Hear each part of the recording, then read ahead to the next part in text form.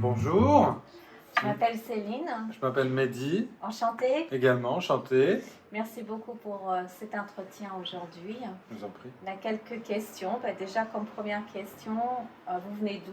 Vous venez de la région? Alors, moi je suis originaire de Vendée, D'accord. qui est le département juste au-dessus, la Charente-Maritime. Et ça fait maintenant 13 ans que nous sommes installés avec mon épouse et nos deux D'accord. enfants à La Rochelle. Ah, bien. Voilà. Et vous, quelle est votre profession? Comment est-ce qu'on peut Alors caviste, définir? Caviste. on peut dire caviste. D'accord. Donc je suis caviste depuis, on va dire maintenant, un peu plus de 6 mois. Ouais, Voilà, c'est tout récent. c'est tout récent, exactement. Félicitations. Merci. Alors, je vais commencer par une question au sujet. Je vois que vous avez une belle carte de la France derrière vous. Oui. Est-ce que vous pouvez me montrer les régions viticoles les plus connues pour le vin, s'il vous plaît? Alors les principales régions, c'est celles qu'on va voir en couleur. Donc on peut commencer, vous voyez, la plus proche de chez nous, ou presque. Ça va être de la Loire, du moins d'où je suis originaire, parce que vous voyez, la Vendée est ici. Et donc là, on a toute la Loire qui va s'étendre jusque, vous voyez, au début de la Bourgogne, qu'on voit ici, en bleu D'accord. foncé. Ensuite, sur votre droite, vous avez aussi des petites régions comme l'Alsace et le Jura. La Champagne va être un petit peu plus haut. Et ensuite, on va descendre donc toute la Bourgogne qui va s'arrêter pratiquement à la frontière de Lyon. Et ensuite, on va commencer tout le Rhône. Voilà, une région. La Provence, Oui. voilà, plus connue pour tous ses rosés. Ensuite, le Languedoc, où là, il y a pas mal d'appellations et qui est quand même une région qui est en devenir ou de plus en plus prestigieuse avec des appellations comme Pic Saint-Loup, etc.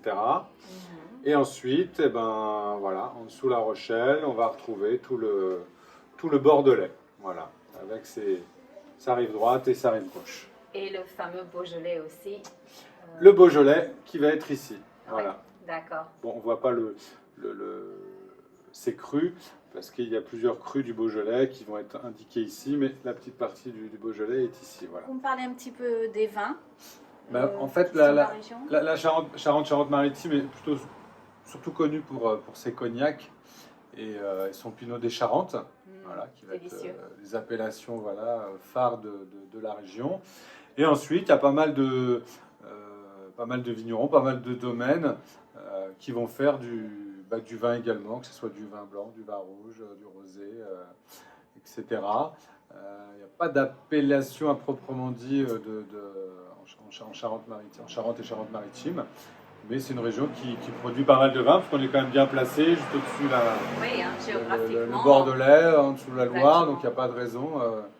Et il y a de très bons vins justement en Charente et Charente-Maritime. J'ai remarqué qu'en France, il y a de plus en plus de vins bio et je vois qu'il y en a aussi beaucoup dans votre magasin. Est-ce que les Français demandent du vin bio? Est-ce que c'est important pour eux aujourd'hui? Un petit peu comme pour la nourriture, c'est vrai que c'est de plus en plus important, mais c'est pas une demande systématique. Voilà. Plus que dans le vin, il y a plusieurs appellations. Il va y avoir du bio, de la biodynamie, des vins nature. Et les gens se mélangent un petit peu des fois les pinceaux. Certains demandent justement à ne pas avoir de vin bio. Ah bon? Alors que c'est une question de goût alors? Ouais, oui, mais au niveau du vin bio, il n'y a que le raisin qui est bio. Le reste reste assez classique en termes de vinification. Donc voilà, on est aussi là pour informer les consommateurs des différences entre du vin bio, du vin en biodynamie ou éventuellement du vin nature, où justement maintenant on va rechercher quelque chose de plus naturel possible. Plus naturel. Ouais. Vous savez, aux USA, on n'a pas le droit de mettre des sulfites dans les vins bio. Est-ce que c'est la même situation ici en France? Non, il y a des sulfites dans le vin proprement dit bio. Après, il n'y en a pas dans les vins nature, dans les vins comme ça. Mais le vin bio, ensuite, il y a des comment on appelle ça, des labels, ou je ne sais plus comment est-ce qu'on dit exactement, mais qui vont effectivement contrôler et qu'il y ait, comme pour Déméter, un taux, on va dire, maximum de sulfite dans le vin, puisque bah, le vin déjà, comment dire, crée ses propres sulfites, donc voilà, mais qu'il n'y ait pas de sulfite ajouté, ça arrive, mais ça dépend effectivement de la méthode de vinification. Voilà. Intéressant. Alors, est-ce que les vins suivent une mode? Est-ce qu'il y a un vin à la mode en ce moment? Bah, les vins, oui, il y a des vins qui suivent une mode, puisqu'on était, il y a quelques années, c'était, voilà, on ne jurait que par le Bordeaux, le Bourgogne. Maintenant, il y a des appellations qui montent, comme beaucoup d'appellations, notamment dans le Languedoc, avec le Pic Saint-Loup, les terrasses du Larzac, des choses comme ça. Donc les vins de Languedoc. Ouais, Languedoc, ouais, c'est vrai que ça va peut-être être ceux qui ont le plus la cote en ce moment.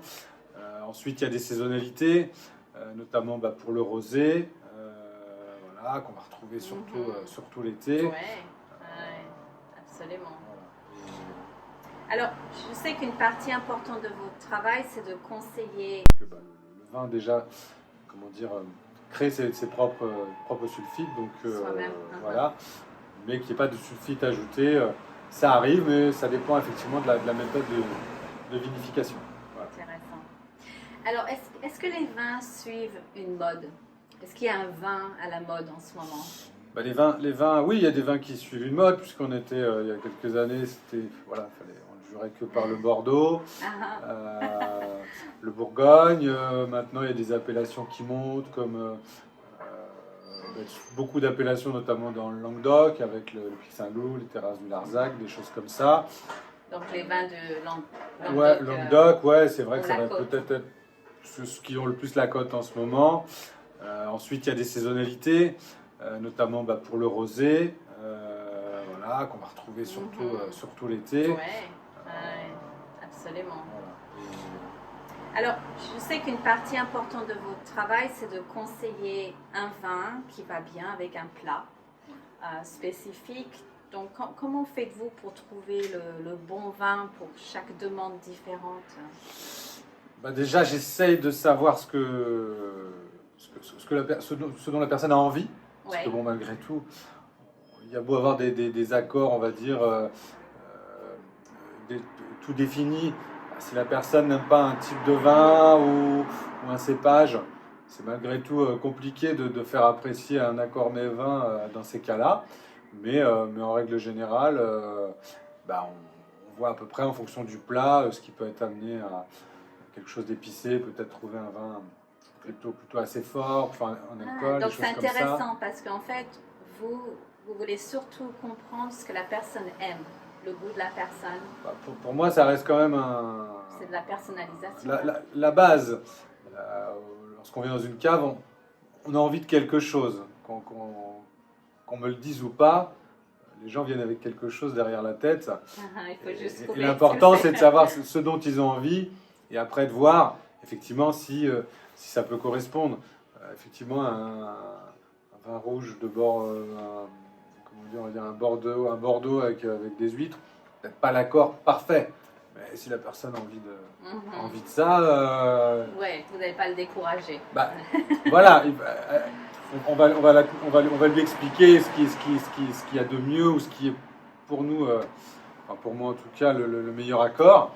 Après, il faut aussi voir un petit peu ce que la personne Alors, par exemple, si une personne va faire un poulet à la crème ce soir, qu'est-ce que vous allez conseiller en général?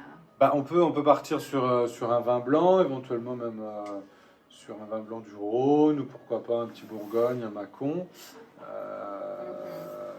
On peut rester aussi sur des vins assez légers de la Loire en rouge. Voilà, c'est vrai qu'avec les sauces, c'est jamais évident, parce que ça vient quand même bien brouiller le palais. Donc, pour les accords comme ça, c'est pas toujours évident. Alors, ça serait intéressant pour nous de comprendre un peu mieux le langage utilisé quand vous décrivez un vin. Est-ce que vous pouvez montrer un ou deux vins et me le décrire avec les mots qu'on utilise? Si on part sur un vin rouge comme ça, Saint-Nicolas de Bourgogne, on va expliquer que c'est un vin qui est plutôt sur le fruit, parce que c'est du Cabernet Franc, c'est un cépage qui est très sur le fruit rouge. c'est des vins assez légers, en alcool, assez fluides, on va dire, en bouche. Voilà. Et après, on peut utiliser des termes comme la robe, la puissance. Qu'est-ce que ça veut dire quand on dit la robe? La robe, ça va être sa couleur. C'est la couleur. Ouais. La puissance, ça va être ce que ça va dégager en bouche. Alors, puissant notamment en fruits ou en alcool, mais il y a des mots effectivement légers, puissants, etc., qui définissent bien le. Donc on peut dire un vin blanc sec, mais on ne dit jamais vraiment un vin rouge sec. Il paraît que non. Pas. Non, parce qu'en règle générale, le vin rouge est comme ça, mais il y a des vins rouges doux, donc on peut dire un vin blanc sec. Après, le vin, on dit souvent, c'est un vin tranquille. Le vin, c'est un vin tranquille. Qu'est-ce que ça veut dire un vin tranquille, c'est le vin, voilà, jusqu'à, on va dire, 15 degrés, enfin, un vin classique. Pas très fort. Et après, vous passez sur des vins fortifiés qui vont être les Pinots, les Portos, des choses comme ça. On va rajouter l'eau de vie pour qu'il soit un peu plus fort en alcool. Est-ce qu'on peut dire aussi fort ou corsé? Ça se dit encore, un vin corsé? Non. Ouais. Après, c'est jamais évident. Il faut avoir aussi comment dire, Vous pouvez nous décrire un ou deux autres vins, s'il vous plaît? Eh ben, d'autres vins, on peut partir sur un vin blanc, éventuellement.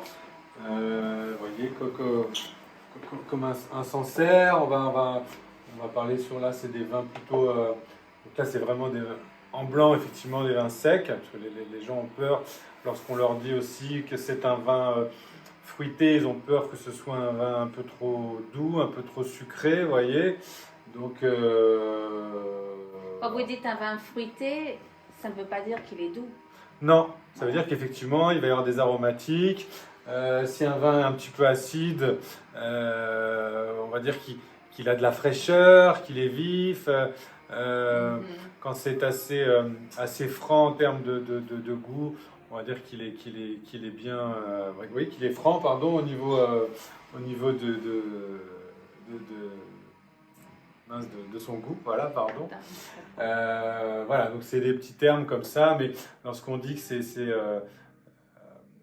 assez vif, assez tendu, ça veut dire qu'il y a quand même de l'acidité derrière, et c'est ce qui va ramener bien souvent, même pour un vin doux d'ailleurs, un vin liquoreux éventuellement, c'est bien qu'il ait, comme on dit, de la vivacité, c'est-à-dire qu'il y a encore de l'acidité, et que ça va permettre justement à ne pas avoir un vin trop liquoreux et trop de sucre, qui ne garde pas trop de sucrosité dans donc la bouche, les vins doux ou les vins liquoreux, on peut appeler ça un liquoreux, on les boit avec quoi en fait?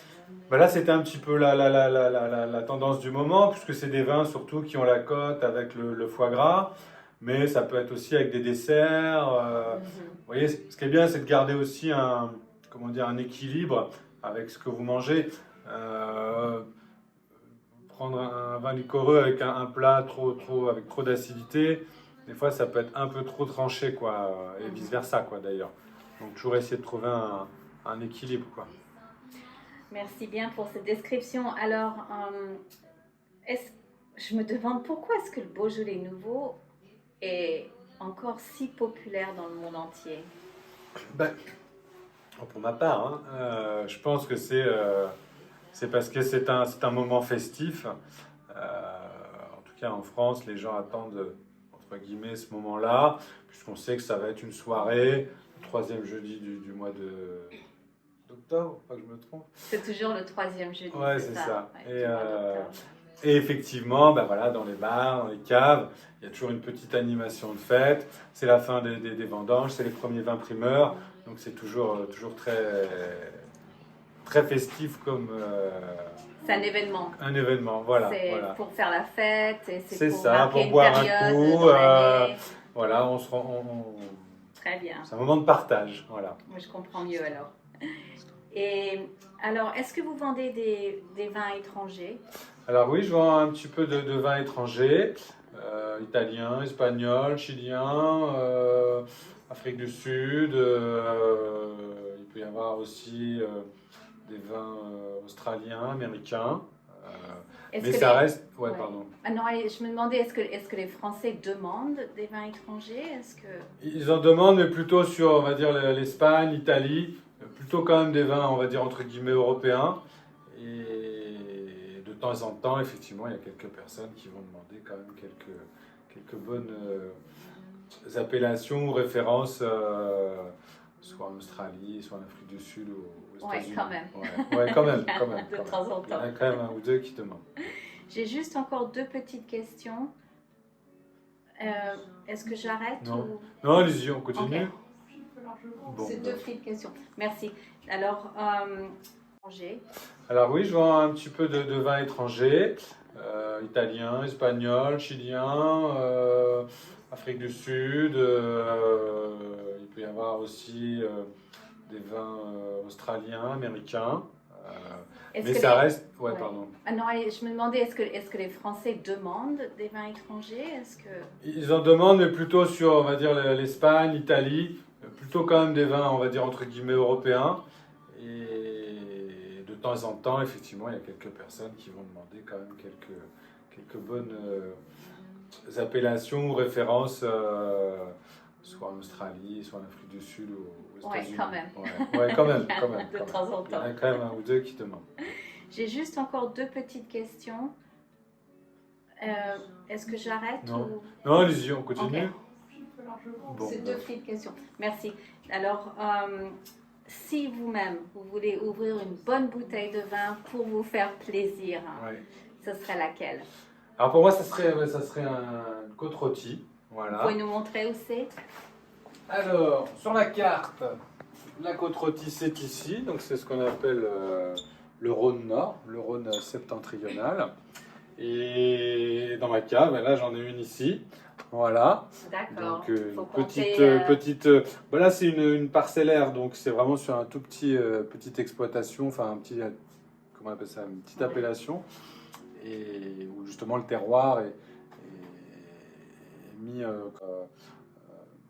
pour que ce vin-là soit vraiment entre guillemets exceptionnel, qu'il puisse effectivement avoir que ça puisse être un vin de garde.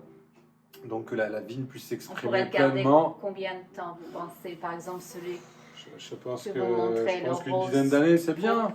Voilà. Une dizaine d'années. Voilà, mais après, moi, j'aime bien les boire assez jeunes aussi, donc mais je n'ai toujours pas goûté ma côte rôtie pour le moment. Il faut compter donc 114. Là, pour celle-ci, il faut compter une centaine d'euros. Après, il y en a des. Voilà, c'est assez large en fonction des domaines, en fonction des appellations. Le prix du vin peut vraiment varier d'une appellation à une autre, en fonction du domaine où il est et du prestige aussi du domaine. Voilà. Et là, vous le décrivez comment, ce vin, alors? Là, on est sur des vins, donc c'est 100%, c'est de la Syrah au niveau du cépage. Et alors, c'est des vins plutôt... la Syrah va développer plutôt des arômes un peu poivrés, un petit peu épicés, mais qui reste justement avec beaucoup de fraîcheur. C'est pas trop lourd puisque ça reste dans une partie nord de l'appellation. Donc il est bien équilibré. A priori, oui, j'espère. Oui. Alors dernière question.